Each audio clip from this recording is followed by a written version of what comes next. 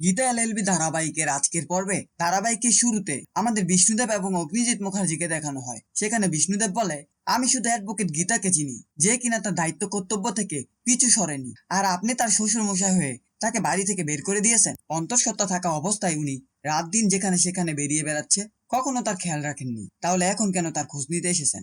আপনাকে দেখলেন আমার ঘৃণা হয়, যে আপনাকে বাবা সমতুল্য ভাবে, আর আপনি তাকে বাড়ি থেকে বের করে দিলেন। তখন অগ্নিজিৎ মুখার্জি রেগে বলে, তোমার থেকে এসব আমি এখন শুনতে আসিনি, আমি গীতার খোঁজে এখানে এসেছি। গীতা কোথায়? আমি গীতাকে খুঁজছি। তখন বিষ্ণুদেব বলে, আপনি গীতাকে কেন খুঁজছেন? 24 ঘন্টা পর কেস আদালতে উঠবে, আপনি তাকে ব্যবহার করার জন্য খুঁজছেন।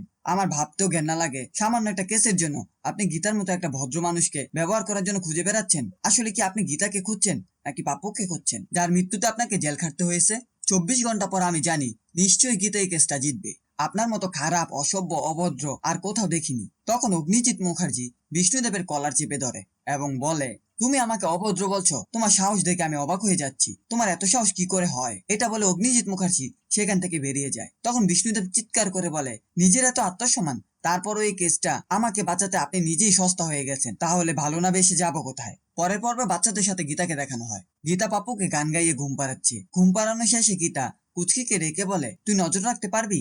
তখন কুচকি বলে, দিদি তুমি কার কথা বলছো? কার উপরে নজর রাখতে হবে? তখন গীতা বলে, পাপ্পুকে একটু দেখে রাখতে হবে, কিছুক্ষণের জন্য বাইরে যাব, তুই ওকে একটু দেখে রাখতে পারবি তো? তখন কুচি বলে, আমি পুরো এলাকা চালাই, আমার কথা এখানে সব চলে, যদি একবার ডাকি না তাহলে দেখবে পুরো মহল্লার লোক আমার সামনে। তুমি যাও দিদি, এখানে আমি একটা মাছিও আসতে দিব না, তুমি নিশ্চিন্তে থাকো, আমি বাসাটা দেখে রাখবো। তারপর কুচির এক ডাকে সব বাচ্চারা এসে হাজির হয়। তখন গীতা বলে, তোরা তাহলে ওকে দেখে রাখিস, আমি গেলাম। পরের সিনে পুলিশ স্টেশনে বড়বাবু এবং গীতাকে দেখানো হয়। গীতা বড়বাবুকে ডাকতেই বড়বাবু গীতাকে দেখে বলে, আপনি এখানে কেন এসেছেন? সবাই আপনাকে খুঁজছে, আর আপনি এখানে কেন?